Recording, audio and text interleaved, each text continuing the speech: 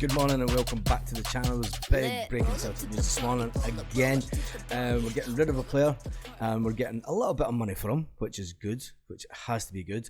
There's been an update on players coming in, and there's a player probably coming in that we don't really want.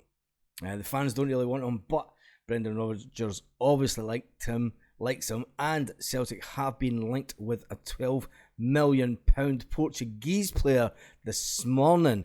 And is he going to be the replacement for Jota? But it doesn't look like Celtic are wanting to pay the £12 million for the Portuguese wide man.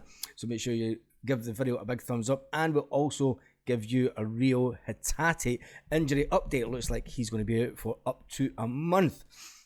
Right, let's get to the player that we've sold first of all. Soro has finally left the building, thankfully. Looks like the Ivory Coast midfielder is set to relaunch his career in France, a League 2 side. So good luck to Soro. Not really sorry that you're gone, and you won't really be mixed. At 26-year-old, he's been looking for a club all summer, and the defensive midfielder had options, but he's decided to go to France, so good luck to him. And Celtic managed to get, wait for it, you ready? £128,000. That's a loss of almost 1.8 million. It's a loss of 1.8 million on the player that was brought in 2020. But never mind, we move on. At least we have got some money for him, unlike the keeper that recently left Celtic for absolutely nothing after spending £4 odd million on him.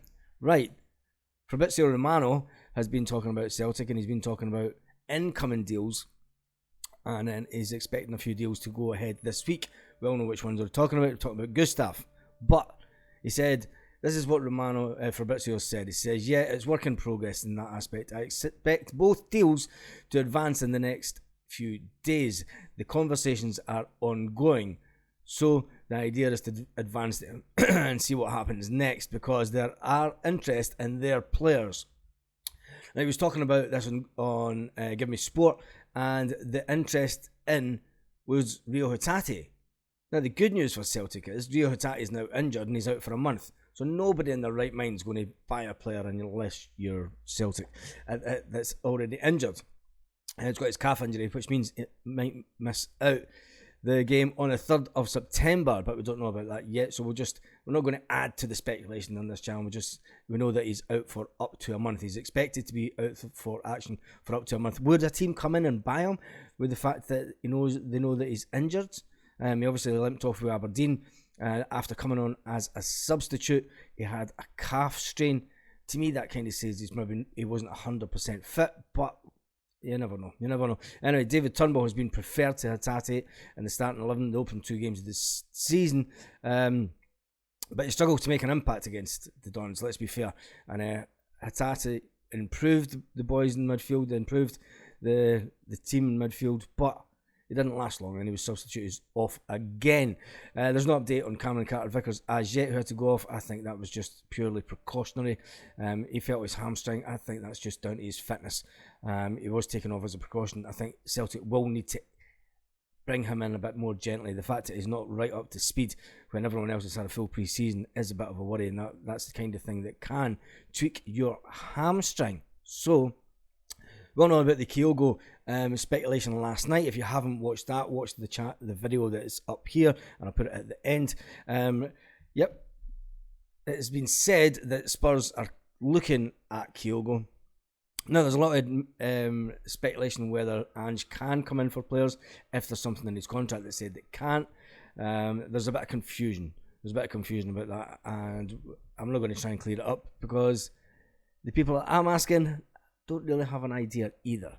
There seems to be a bit muddy waters as far as that is concerned. So, Reo Hatate, I can't see him leaving purely the fact that he's injured. Kyogo Furiashi, on the other hand, might get a late bid. But Celtic do not need to sell him. Remember that. We are in a good financial state. We've sold one player already for 25 million, and we've sold another for 5 million.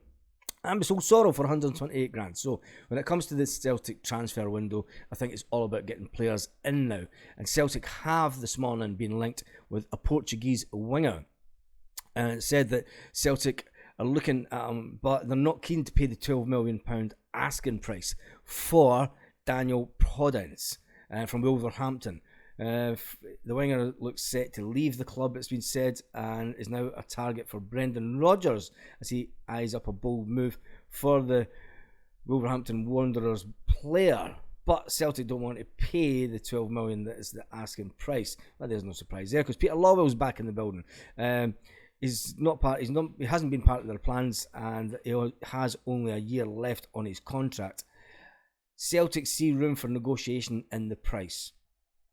It's been said on Sky Sports, and they said that they don't fancy paying the £12 million that Wolverhampton Wanderers are wanting for him. So, tell me what you think about that in the comments. Do you think that he's a player? I don't know too much about him. As you know, I don't watch English football or the Sevco, so I've no idea what happened to them last night. So I'm sure you'll all tell me in the comments. But Celtic they're looking at the player. They're still looking at a wide player that can replace Jota. I don't think they feel that they have done that as yet. Is a £12 million player from Wolverhampton Wanderers worth it? Is he the man to replace Jota? Tell me your thoughts in the comments with that one. The good news today is Soro has left the building, and we've got a couple of players coming in this week. One of them we all know about, Big Gustav. Big Gustav is coming in, big Swedish central defender. And then there's been lots and lots of speculation that Ryan Fraser, the Newcastle United forgotten man, 29-year-old Scotland ex-Scotland, and he's never played for Scotland for years, so this nonsense that are saying he's a Scotland internationalist, he's never been near the Scotland team for years. So anyway, it could be offered away at St James's Park to Celtic, but if you ask me, the wages is seemingly on 60 odd grand a week. He's not going to take a wage cut to come here, surely. Tell me your thoughts in the comments, because this story has sort of grown as the week has come on, and it looks like Fraser could be on his way to Glasgow in the next few days. Oh, that's one that will split the fans, but will he manage to get the fans on board if he comes? There's some fans have said that he could be worth a punt if we get him for the right money, and surely Newcastle won't be wanting a lot of money for him for the fact that they got him on a free transfer in 2020. It hasn't played much for them, so surely it's going to be in the hundreds of thousands and not millions for a player that hasn't even got a number at the team. So, there's 2 signings coming in this week. There's 1 left the building already. It's all good news as far as Celtic concerned. We are looking at a £12 million winger that is Portuguese. Another Portuguese one. How long will he last? Anyway, on that note, have a great day, Celtic fans all around the world. You spotted the new fan. Lit. Roll up to the party. Roll up to the party. Roll up to the party. Roll up to